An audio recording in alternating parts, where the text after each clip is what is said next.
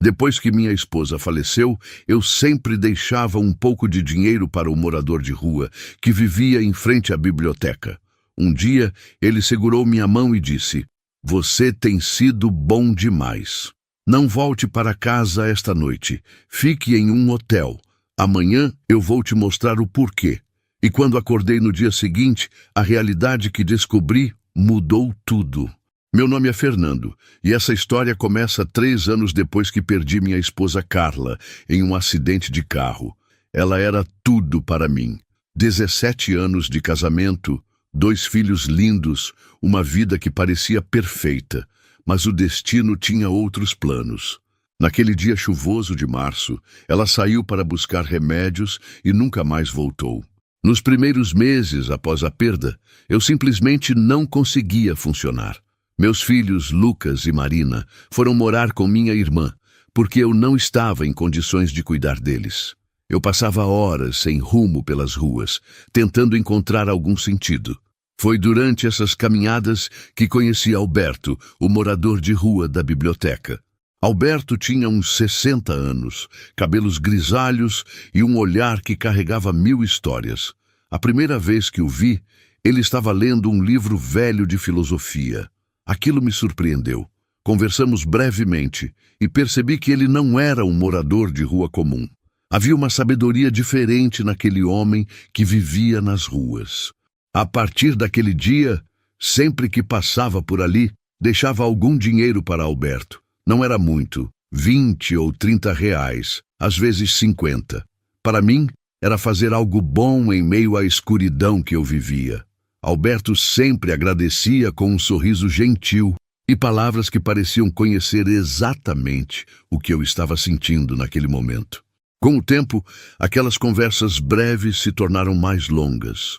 Alberto me contava histórias sobre pessoas que conhecia, sobre segundas chances, sobre não desistir mesmo quando tudo parece perdido. Havia algo na sabedoria dele que me fazia sentir menos sozinho. E em uma dessas conversas, ele mencionou algo que me intrigou profundamente. "Fernando", ele disse em um dia frio, "às vezes as coisas não são o que parecem, e às vezes as pessoas que amamos guardam segredos para nos proteger." Eu não entendi o que ele quis dizer. Apenas acenei e continuei minha caminhada. Mas aquelas palavras ficaram ecoando na minha mente por dias. O que ele estava tentando me dizer? Foi 3 semanas depois que tudo mudou. Era uma terça-feira à tarde, e eu estava voltando do trabalho quando parei para cumprimentar Alberto como sempre fazia. Mas dessa vez, ele estava diferente. Havia uma urgência no olhar dele que eu nunca tinha visto antes. Ele se levantou rapidamente quando me viu se aproximando pela calçada. "Fernando, preciso falar com você", ele disse, segurando meu braço com força surpreendente. "Você tem sido bom demais comigo todos esses meses, melhor do que eu mereço. E por isso, preciso te dizer algo importante. Não volte para sua casa hoje à noite. Fique em um hotel, por favor, confie em mim. Amanhã de manhã vou te explicar tudo." Eu fiquei completamente confuso. "Alberto, do que você está falando? Por que eu não poderia voltar para minha própria casa?" Ele olhou ao redor nervosamente, como se tivesse medo de ser ouvido. "Eu não posso te explicar agora, mas se você confia em mim, faça o que estou pedindo. Apenas esta noite. Fique em um hotel e amanhã às 8 encontre comigo aqui." Havia algo na voz dele, uma sinceridade desesperada, que me fez acreditar. Contra toda lógica, decidi seguir o conselho de Alberto. Liguei para minha irmã dizendo que precisava ficar mais um dia na cidade por causa de uma reunião. Reservei um quarto em um hotel modesto e passei a noite inteira sem dormir, imaginando o que estava acontecendo. Na manhã seguinte, às 7h45, eu já estava em frente à biblioteca. Alberto chegou pontualmente às 8 horas, mas não estava sozinho. Com ele havia uma mulher de uns 50 anos, bem vestida, que carregava uma pasta. "Fernando", disse Alberto com voz séria, "esta é a doutora Patrícia Mendes. Ela é advogada e tem algo muito importante para te contar." A advogada me cumprimentou formalmente e sugeriu que fôssemos para uma cafeteria próxima. Sentados em uma mesa nos fundos, ela abriu a pasta e tirou vários documentos. Senhor Fernando, o que vou te contar vai ser difícil de ouvir, mas é extremamente importante. Sua casa foi invadida na noite passada.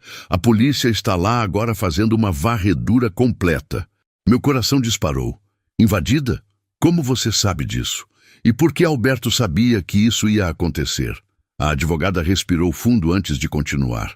Porque ele tem trabalhado comigo há 6 meses investigando uma quadrilha especializada em roubar casas de pessoas que recentemente perderam cônjuges. Eles se aproveitam do momento de vulnerabilidade das vítimas.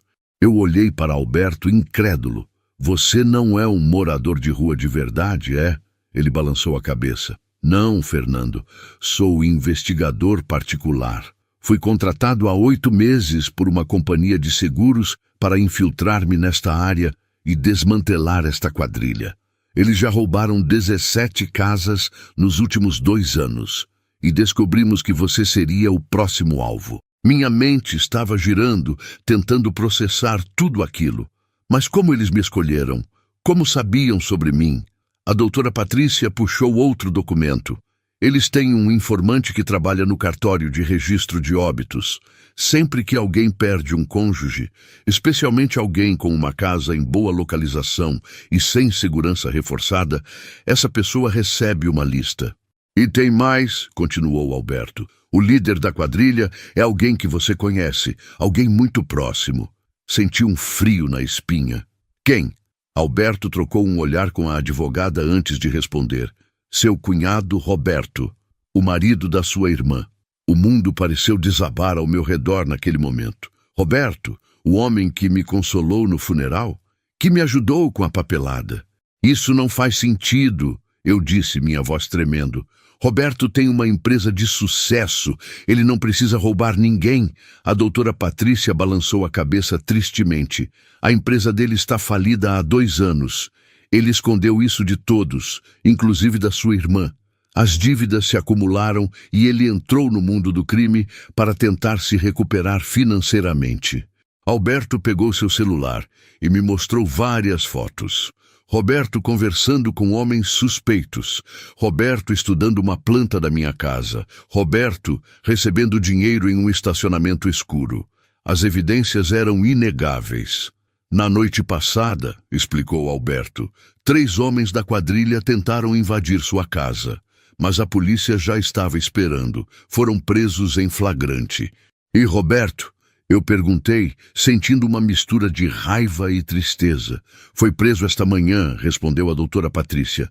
Está prestando depoimento agora. As evidências são suficientes para uma condenação longa, mas há algo mais que você precisa saber, Fernando. Algo sobre sua esposa Carla. Meu coração parou. Carla? O que ela tem a ver com isso? Alberto respirou fundo. Nos últimos 3 meses de investigação, descobrimos algo perturbador.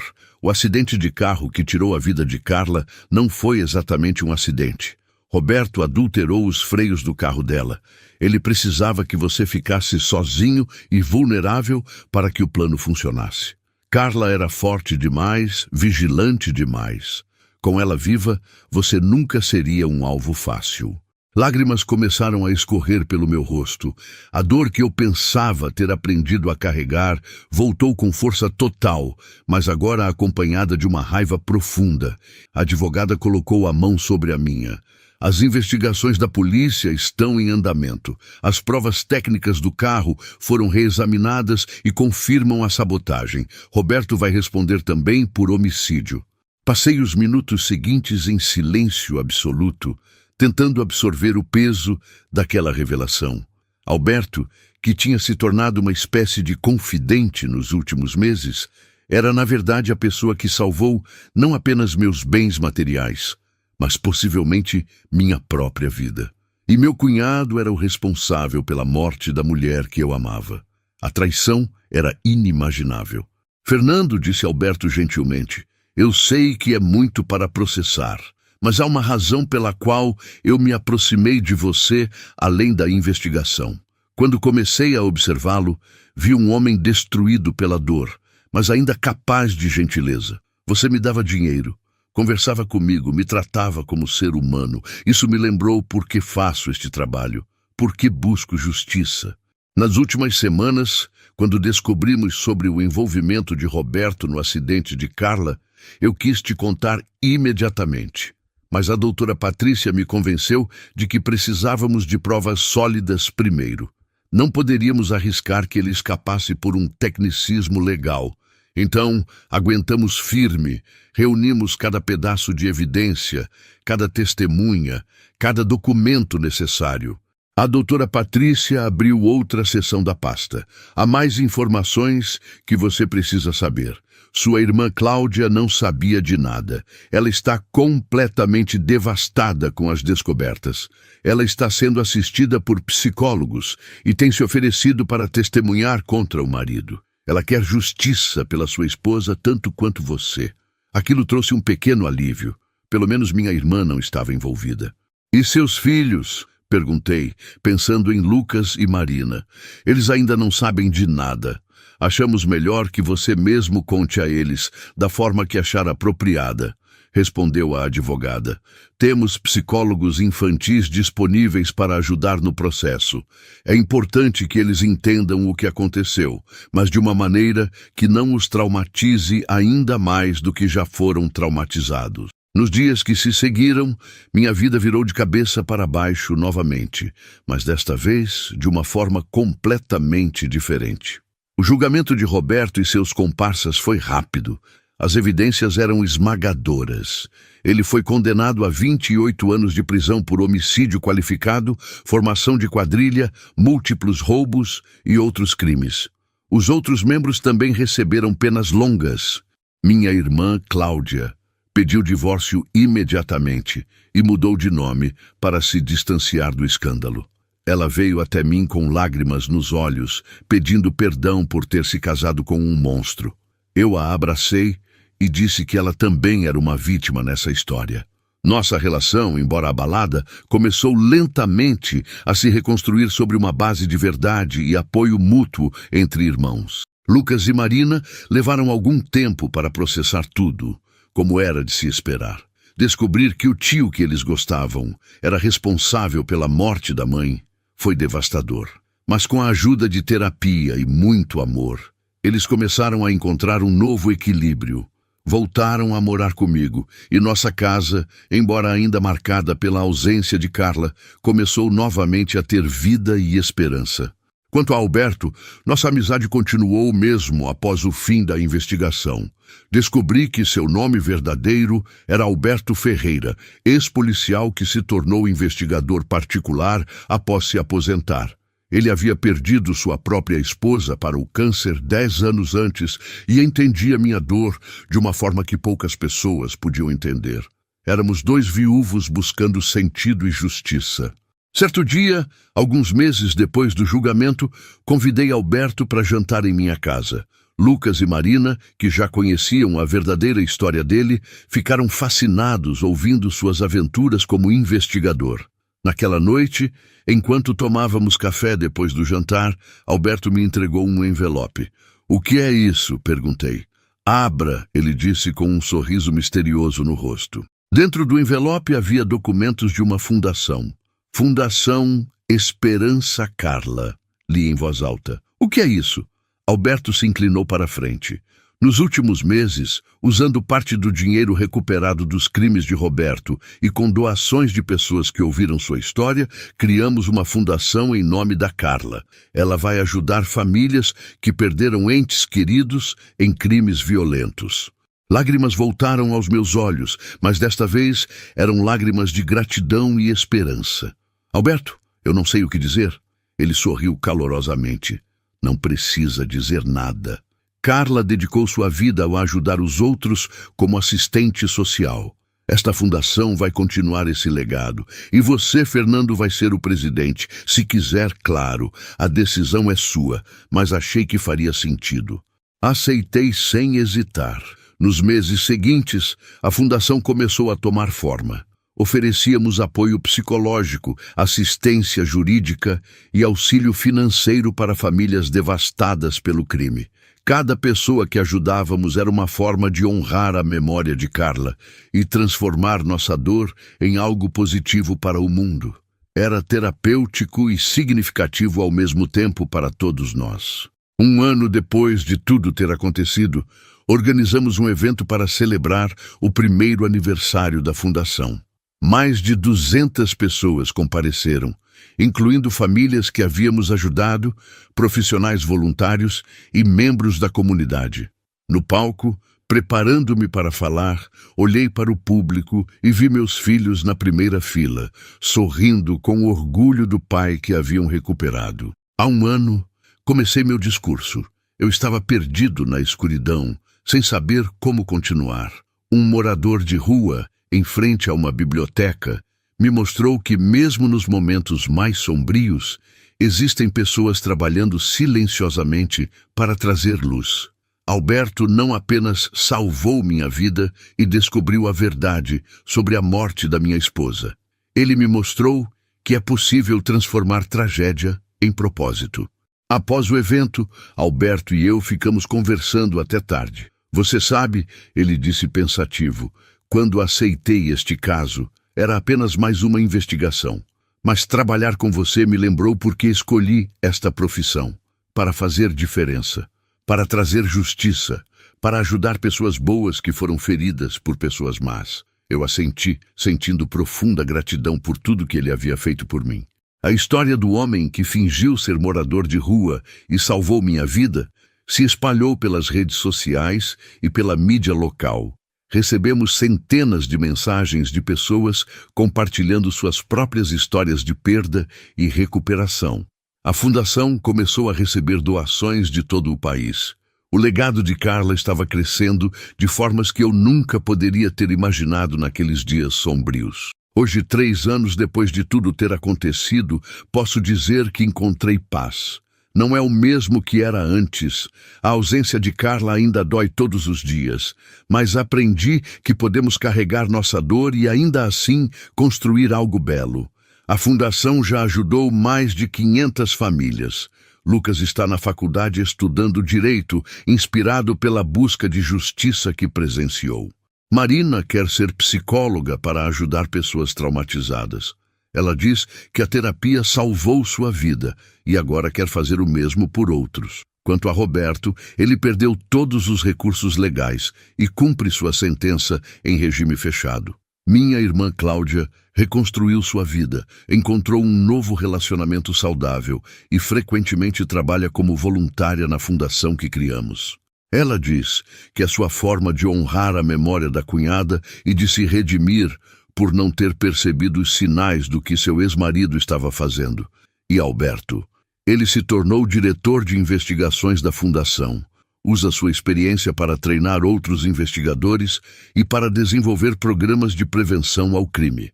Sua sabedoria e compaixão continuam inspirando todos ao seu redor todos os dias. E às vezes, só por diversão, ele ainda vai à biblioteca, senta no mesmo lugar onde costumávamos conversar e lê seus livros de filosofia.